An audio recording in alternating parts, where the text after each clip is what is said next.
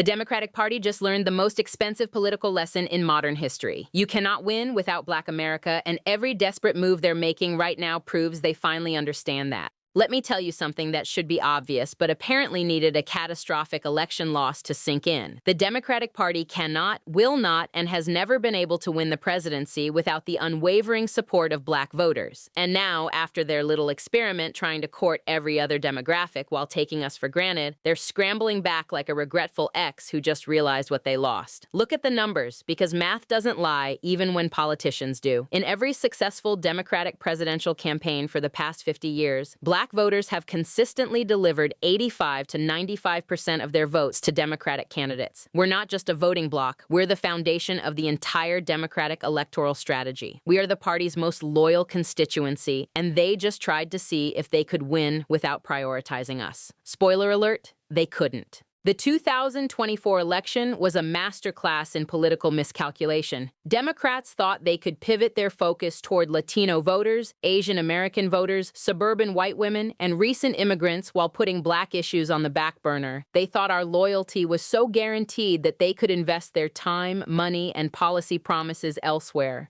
They gambled with our vote, and they lost spectacularly. Now they're realizing what every strategist with half a brain should have known. You cannot build a winning coalition by alienating your most reliable base. Here's where it gets interesting, and this is where you see the political machinery starting to shift. California Governor Gavin Newsom just signed legislation creating a reparations agency that will determine eligibility for reparations for Black Californians. Now, is this sudden urgency about justice and equity, or is this a calculated political move by someone with clear presidential ambitions for 2028? I'll let you decide, but the timing is awfully convenient. Newsom isn't stupid. He's watching the political landscape and reading the room. He sees that the path to the Democratic nomination and ultimately the White House runs directly through Black America, and he's positioning himself as the candidate who actually delivers on promises instead of just making them during campaign season. Whether his motivations are pure or purely political doesn't even matter at this point. What matters is that the pressure is finally producing action. But here's what we need to understand with crystal clarity. Reparations alone, while absolutely necessary and long overdue, are not sufficient to address the systemic inequalities that Black Americans face. We're talking about centuries of compounded disadvantage that have been embedded into every institution in this country. You cannot write a check and call it even. We need comprehensive legislative reform that addresses the structural barriers that keep Black Americans from achieving economic parity. Let's talk about what real equity looks like, because this is where the conversation needs to go. Reparations are the acknowledgement of debt owed, but we also need laws changed to ensure that the playing field is actually level going forward. We need criminal justice reform that addresses the school-to-prison pipeline, the cash bail system, and mandatory minimum sentencing that has devastated Black communities. We need educational equity that ensures Black children have access to the same quality of education, resources, and opportunities as their white counterparts. We need healthcare reform that addresses the maternal mortality crisis killing Black women at rates 3 to 4 times higher than white women. We need housing policy that dismantles redlining's legacy and creates genuine pathways to home ownership and generational wealth building.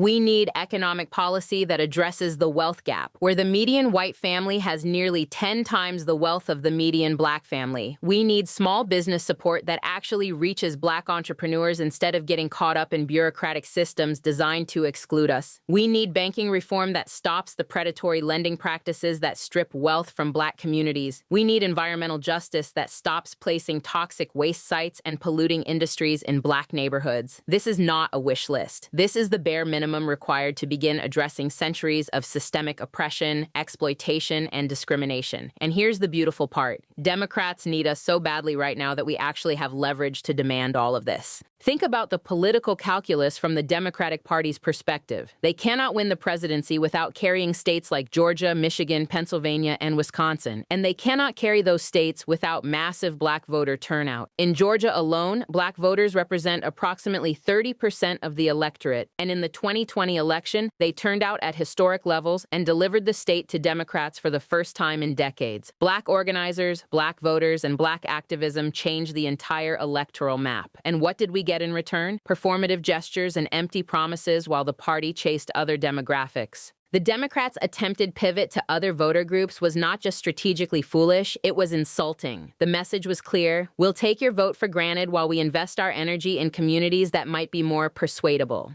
They looked at Latino voters swinging toward Republicans and panicked. They saw Asian American voters splitting more evenly and scrambled to make appeals.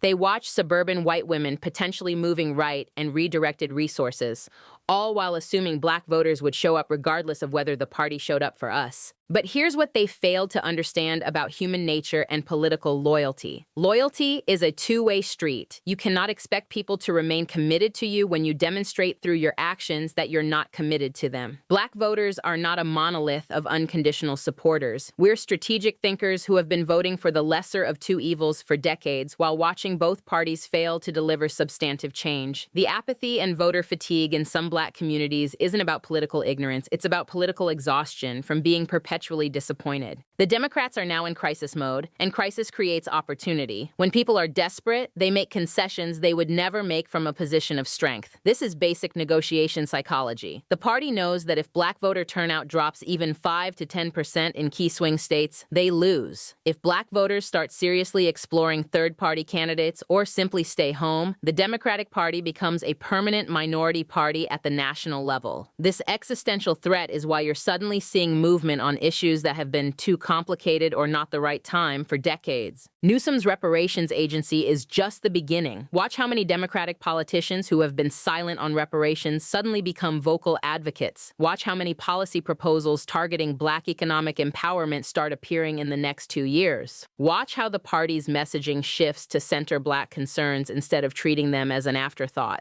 This isn't altruism, this is survival instinct, and we need to leverage it for everything it's worth.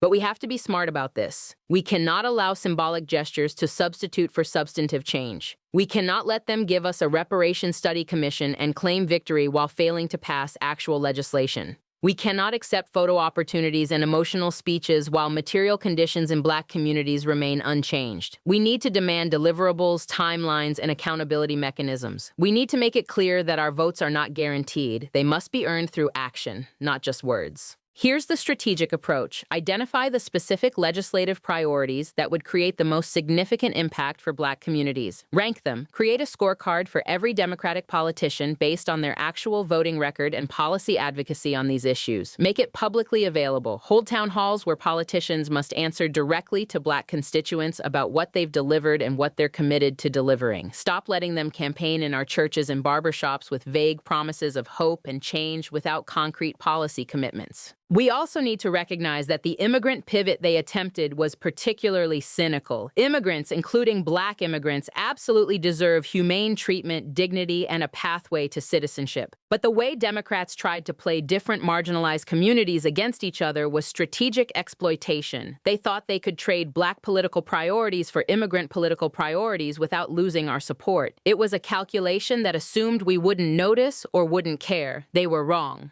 The reality is that there's no contradiction between supporting immigrant rights and demanding that America address its debt to Black Americans. These are not competing interests. They're complementary fights for justice. But Democrats tried to use immigration as a replacement issue rather than an additional issue, and that revealed their hand. They were looking for a more palatable minority group to champion, one that wouldn't require them to confront America's original sin of slavery and its ongoing manifestations. Now they're learning that you cannot outrun history, and you cannot win elections by ignoring the voters who have been your most consistent supporters. The spin back to Black voters is happening in real time, and it's going to accelerate as we approach the 2026 midterms and the 2028 presidential race. Every Democratic politician with national ambitions is going to be working overtime to prove their commitment to Black communities. So what do we do with this leverage? First, we organize. We create coalitions across Black communities that can speak with a unified voice about our non-negotiable demands.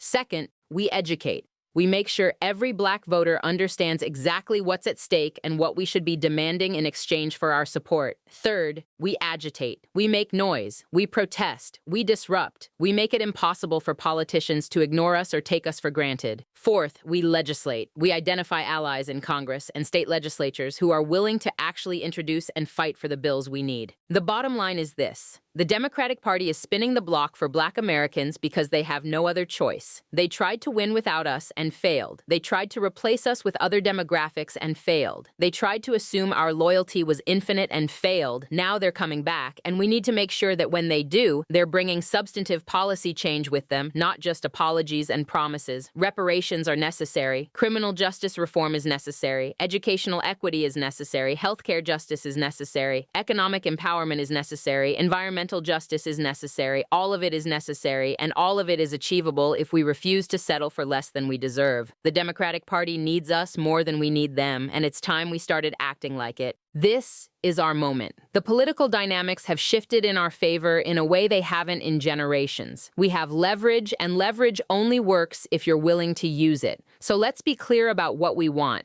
uncompromising in our demands and strategic in our approach. The Democrats will spin the block for Black Americans because they cannot win without us. Let's make sure that when they do, they're bringing everything we've been owed for 400 years.